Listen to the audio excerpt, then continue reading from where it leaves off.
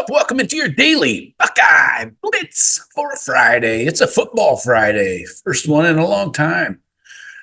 It's a game day. Let's get up, get ready. December 29th, 2023. Winding down this year, but one more game to play. One more Buckeye game. Let's make it a good one. As always, I appreciate you guys joining us throughout the year and talking Buckeye football with us, getting in the comments, emailing me. I get so many people who have touched base with me over the past year and the past season. It's been amazing. I appreciate every one of you. So thank you. And let's continue the ride into 2024. We'll be back on our regular daily Blitz schedule starting Monday. Let's see. No Sunday show this week. I will be live today, 4:30 p.m. Eastern. I'll see if I can get Jeff and Sean in there for a bit. But it'll be a pregame live show here, YouTube, of course. So pop in, jump in the chat, get your score predictions in there. It's our last t-shirt giveaway, lucky number 13. So get in there, give me your score predictions. The winner is chosen by the total points. So pop in there, and you can even leave your score predictions on the comments for this video if you'd like. Podcast listeners, I didn't forget about you. You can email me, joe@thebuckeyecast.com, or go to YouTube and comment on any of the videos. So I appreciate you. Let's get into it. It's the 5 keys for a Buckeye victory. It's a Friday. So 5 keys. Let's get into it. Number 1, I always start here because it is the most important position on the field, the Devin Brown experience. All right. Devin, burn the boats Brown. He brings the juice. We know that. He's got the energy. Guys are rallying behind him. There's no shortage of that spirit and juice that you want to see out of your leader. No shortage of leadership, honestly. But all the intangible stuff like that is great. The rah-rah stuff, no problem with that. I love it.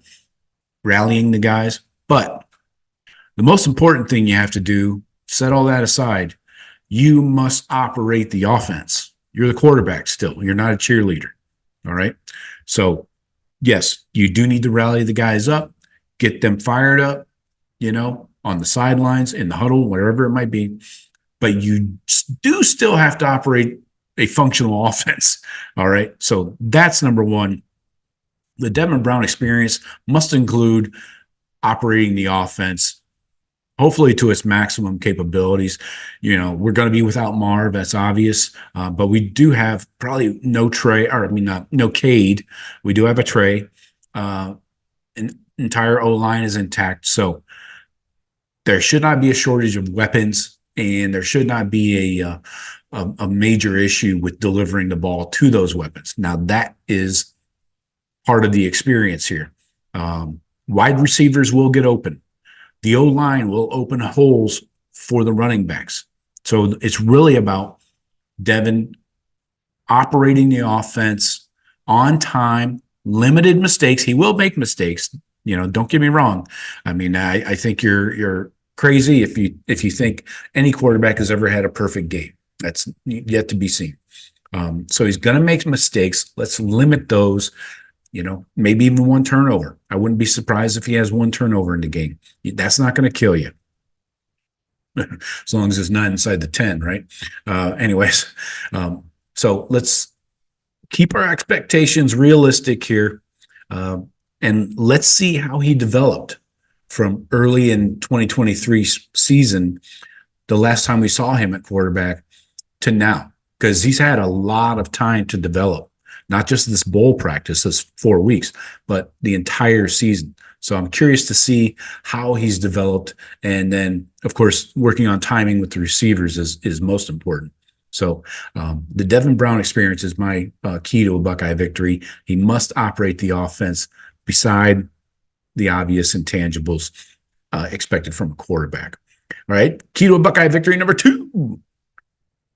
T and D for the W. Trey and Dallin. I think you get an even split of the carries, maybe 15 each, give or take. You really probably don't want to have to play a TC Caffey. I think X-Man will probably be your third running back in if they need him. So 15 carries each for Trey and Dallin, and maybe 3 to 5 for Xavier Johnson.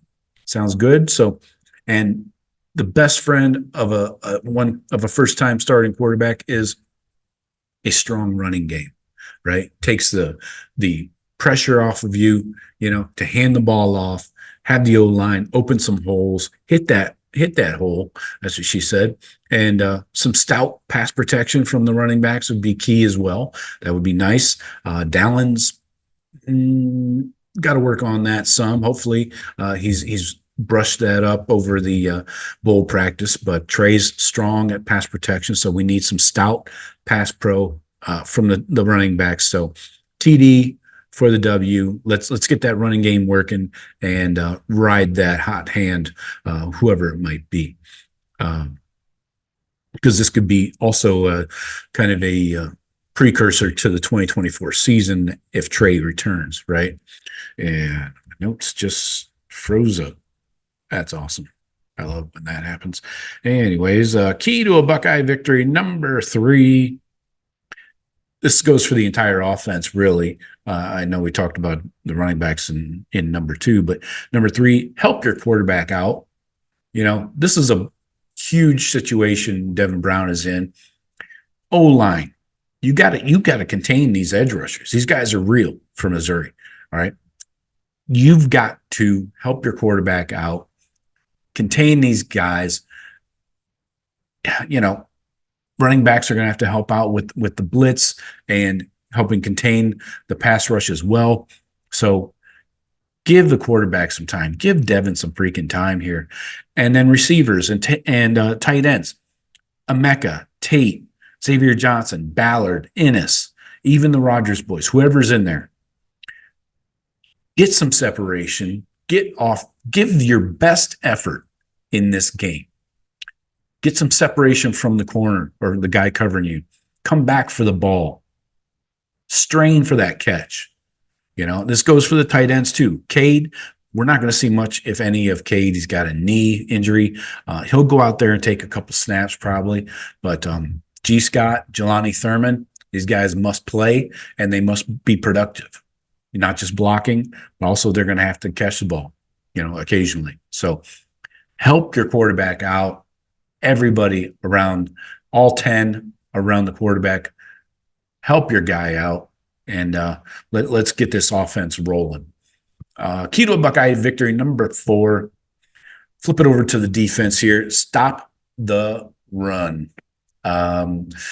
We've said this before, actually, many times, especially in Big Ten play, but especially against the cheaters. We stopped the run for the most part, except one drive in the fourth quarter. So know your gap assignments. Tyleek, Ty, Mike Hall.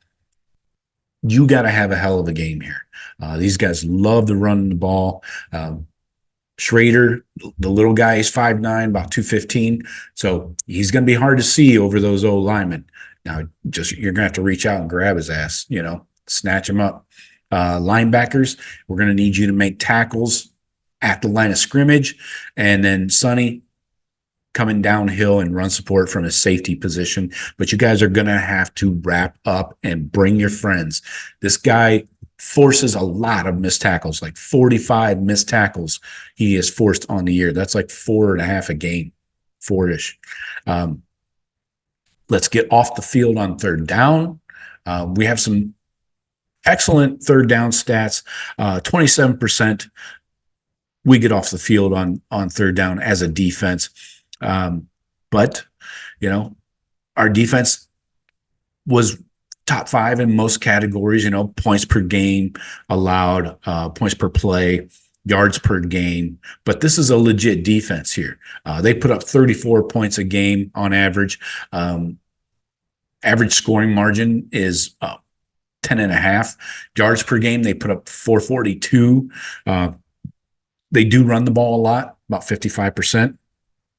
So you're going to need to get off the field, contain, and again, Brady Cook, the quarterback, you're going to have to contain him on the QB scrambles. He likes to get out and run the ball a little bit. So besides being a good, solid quarterback, you got to contain the run game. Stop the run. We must stop the run. And then, of course, the defense. I'm not worried about the secondary. I don't think Luther Burden's going to go off for 350 or something like that. So, and I don't think this Brady Cook guy is going to throw for 350 on us. So, stop the run and force them to throw you the ball, around in the backfield in the secondary. Last one, key to a Buckeye victory, number 5. Let's win the field position battle. We have not done that very much this year. Mirco is middle of the road in average yards per punt and total yards. So Mirco's got to show something. Otherwise, we're going to be shopping for a new Australian. This guy, he's no Cam Johnston, that's to be sure. So let's get first downs, get out of our own territory. Let's not get pinned deep and have to punt the ball, from inside our own 10. Let's go get out of there. And then Mirco's going to have to show up and actually kick the fucking ball and flip the field. This is indoors, all right? And don't hit the freaking TV. Watch out for that. So defense, let's get 3 and outs. Mention that. The 27% third down conversions allowed. So, but we got to win the field position battle, pin them in their own end, and it's going to be interesting. You're going to see some faces that you haven't seen before, but you're also going to see largely the starters will be your usual suspects, outside of the quarterback and receiver, of course. So it'll be interesting to see who rotates in as we get into like the 2 deep, at linebacker. Do we see some CJ Hicks? Do we see some of the young safeties? Things like that. Obviously, we're going to see some of the young receivers. I think you'll see some Jaden Ballard, not that he's young, but Brandon Ennis, you're going to see them. So I'm pumped to see Jelani Thurman get some real action, meaningful snaps. So let's see how these guys respond and make plays. So that's all I got for you. Hopefully join in the YouTube live at 4:30. Talk to you later. Go Bucks.